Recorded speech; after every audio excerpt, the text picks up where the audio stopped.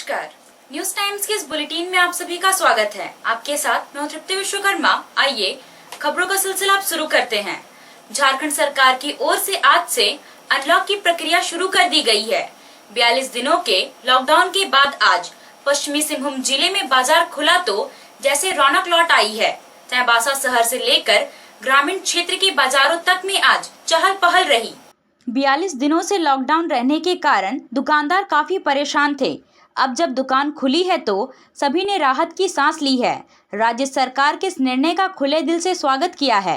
हालांकि पहले दिन बाजार में लॉकडाउन से पहले जैसी स्थिति नहीं दिखाई दी, लेकिन फिर भी लोग काफी राहत महसूस कर रहे हैं। राशन, दवा दुकान, बिल्डिंग मटेरियल आदि की दुकानें तो लॉकडाउन में भी खुल रही थीं, लेकिन सरकार द्वारा कपड़ा, किताब और जूता दुकानों को खोलने की अनुमति दिए जाने से दुकानदार काफी खुश नजर आए।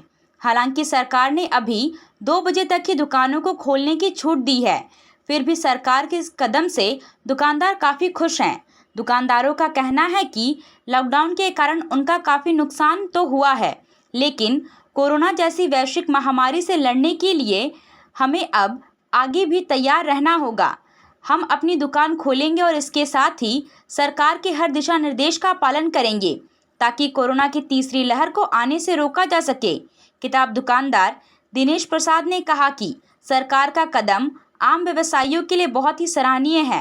हालांकि कोरोना अभी गया नहीं है, इसलिए खुद बचने के साथ ही लोगों को भी इसके लिए जागरूक करेंगे।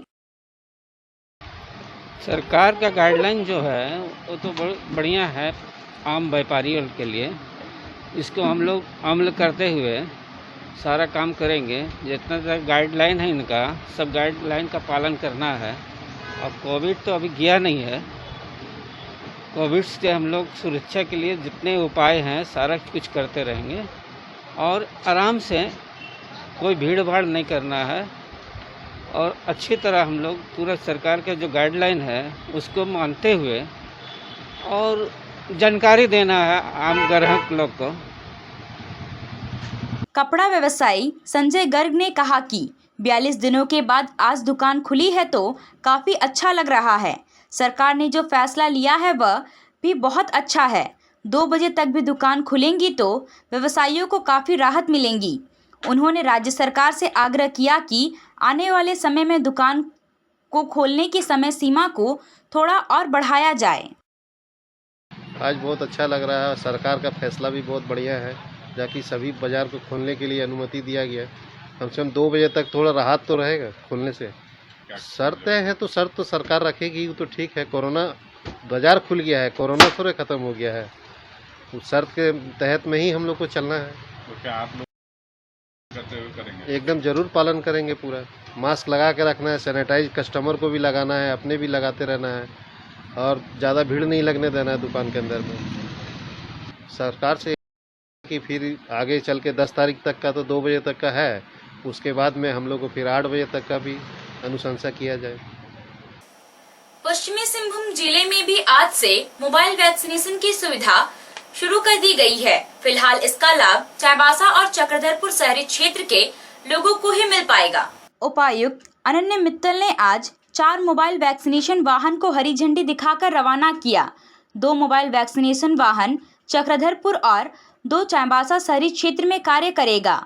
उपायुक्त ने बताया कि 45 प्लस के लोग जो किसी कारणवश टीका केंद्र तक टीकाकरण के लिए नहीं आ पा रहे हैं, उन्हें इस वाहन के जरिए सुविधा दी जाएगी। जहां 10-20 लोग एक साथ एकत्र होंगे, वहां इस मोबाइल वाहन को बुलाकर टीकाकरण कराया जा सकता है। इसके लिए बाकायदा 2 मोबाइल नंबर भी जारी किया गया है, जिस पर संपर्क करके वैक्सीनेशन वाहन को बुलाया जा सकता है। वैन्स का आज शुभारंभ किया गया। हम लोगों ने 4 गाड़ियां रवाना करी हैं, जिसमें 2 सीकेपी एरिया और 2 चाईबासा एरिया के लिए रहेंगी। इसमें 45 प्लस जो लोग हम तक नहीं पहुंच पा रहे हैं वैक्सीनेशन के लिए, उनके लिए इसका शुभारंभ किया गया है कि आप एक नंबर जारी किया जाएगा जिस पर डायल कर सकते हैं और कहीं पे भी अगर 20 की मात्रा या 20 से ज़्यादा लोग एकत्रित हैं तो डायल करके वैक्सीनेशन टीम को अपने पास बुलाकर वैक्सीन। अखिल भारतीय कांग्रेस कमेटी अल्पसंख्यक विभाग के चेयरमैन नदीम जावेद ने राममुंडी के कुतुबुद्दीन खान को पश्चिमी सिंहभूम जिला अल्पसंख्यक कांग्रेस का जिला अध्यक्ष बनाया है। कांग्रेस अल्पसंख्यक के जिला अध्यक्ष बनने पर कुतुबुद्दीन खान ने पूर्व मुख्यमंत्री मधु कोड़ा और सांसद गीता कोड़ा से उनके आवास पर मुलाकात की। पूर्व सीएम मधु कोड़ा ने कुतुबुद्दीन खान को बधाई देते हुए कहा कि कुशल नेतृत्व में पश्चिमी सिंहभूम जिले में अल्पसंख्यक कांग्रेस अधिक मजबूत होगा। सांसद गीता कोड़ा ने नगर प्रखंड कमेटी का विस्तार करते हुए उम्मीदों पर खरा उतरने की आशा व्यक्त की है। चाईबासा सरायकेला मुख्य मार्ग में रगरगी के पास ट्रक की चपेट में आने से एक व्यक्ति की मौत हो गई है।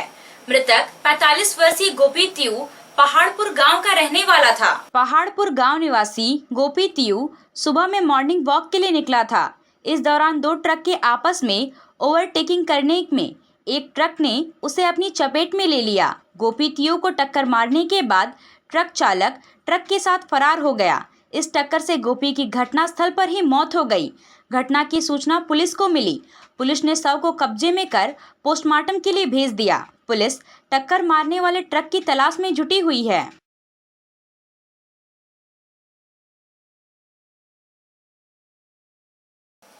भारतीय जनता पार्टी किसान मोर्चा पश्चिमी सिंहभूम की ओर से रक्तदान शिविर का आयोजन किया गया। रक्तदान शिविर में 15 यूनिट रक्त संग्रह किया गया। सदर अस्पताल ब्लड बैंक में रक्तदान शिविर का आयोजन भाजपा किसान मोर्चा के जिला अध्यक्ष गुलशन सुंडी की अध्यक्षता में हुई। रक्तदान शिविर में पूर्व विधायक पुत्कर हेम्ब्रोम ने कहा कि प्रधानमंत्री नरेंद्र मोदी के 7 वर्ष पूर्ण होने के अवसर पर पूरे प्रदेश में सभी मोर्चों के द्वारा रक्तदान किया जा रहा है। रक्तदान सबसे बड़ा दान माना जाता है। रक्तदान करने के बाद मनुष्य का शरीर और स्वस्थ हो जाता है। शिविर का संचालन मोर्चा के महामंत्री सुरेश गोप ने किया। इस मौके पर संजय पांडे, दिनेश चंद्र नंदी, प्रताप कटियार, जय किशन बिरुली के अलावे मोर्चा के सदस्य शामिल थे। पेयजल एवं स्वच्छता विभाग और पेयजल आपूर्ति निर्माण से संबद्ध कार्यकारी एजेंसी के साथ शहरी तथा ग्रामीण क्षेत्रों में संचालित कार्यों की समीक्षा पश्चिमी सिंहभूम के उपायुक्त अनन्य मित्तल ने की। समाहरण नाले सभा कक्ष में आयोजित बैठक में उपायुक्त ने चाईबासा और चक्रधरपुर अनुमंडल के अंतर्गत चापानल मरम्मती कार्यों को तेज गति से संचालित करने का निर्देश दिया। उपायुक्त ने पेयजल प्रमंडल के कार्यपालक अभियंता को प्रखंडवार आयोजित योजना से संबंधित प्रगति प्रतिवेदन देने का निर्देश दिया।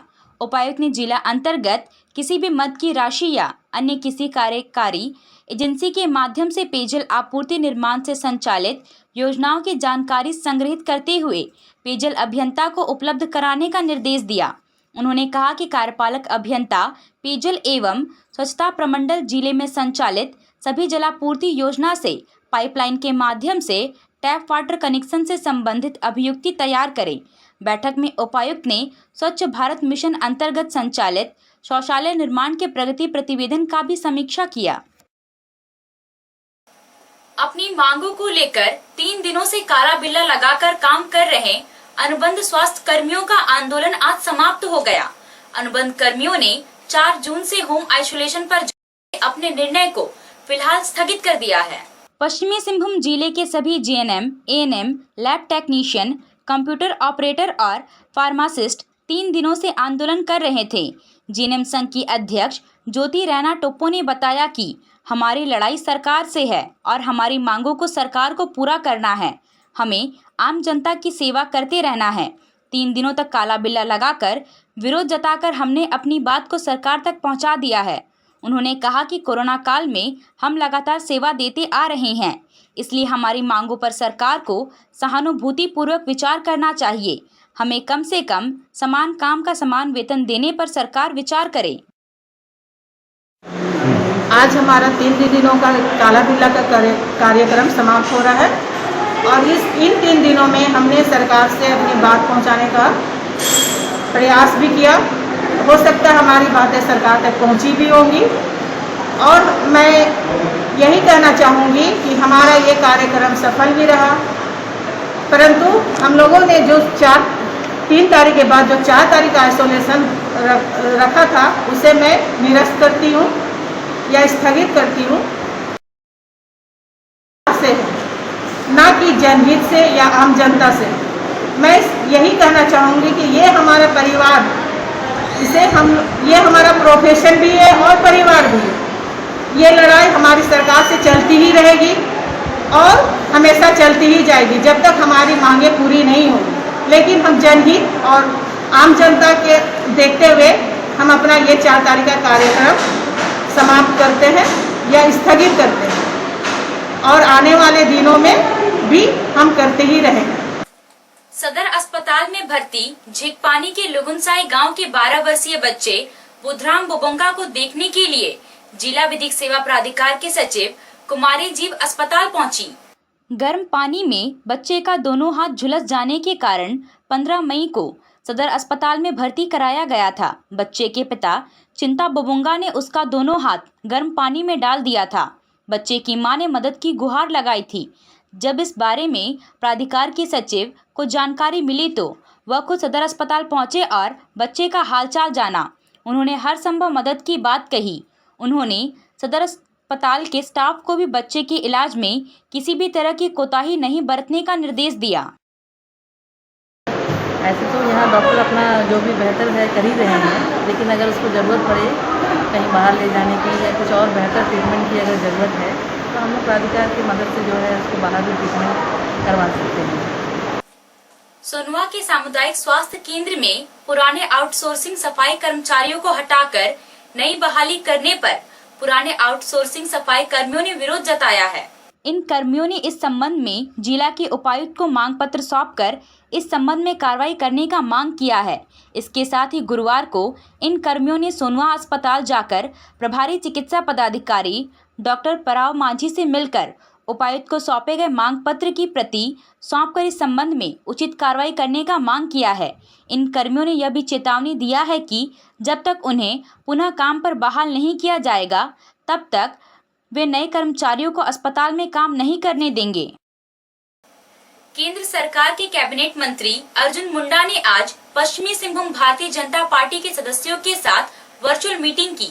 इस दौरान उन्होंने भारतीय जनता पार्टी के पदाधिकारियों और कार्यकर्ताओं की ओर से कोरोना काल में किए गए कार्यों के बारे में जानकारी ली। उन्होंने कहा कि अभी बहुत से ऐसे लोग हैं जो वैक्सीन नहीं ले पाए हैं। वैसे लोगों को कार्यकर्ताओं को खोजकर वैक्सीनेशन के लिए प्रेरित करना है। हमारी कोशिश होनी चाहिए कि एक भी व्यक्ति ऐसा नहीं बचे जिसने वैक्सीन नहीं लिया हो। मंझारी थाना क्षेत्र के इपिलसिंगी गांव में तालाब में नहाने गए बच्ची पूर्णिमा गोप की पानी में डूबने से मौत हो गई। बताया जा रहा है कि बच्ची तालाब में नहाने गई थी और इसी दौरान वह डूब गई। अभी के लिए बस इतना ही। कुछ और खबरों के साथ हम फिर हाजिर होंगे। तब तक न्यूज़ टाइम्स की पूरी टीम को दीजिए इजाजत। नमस्कार।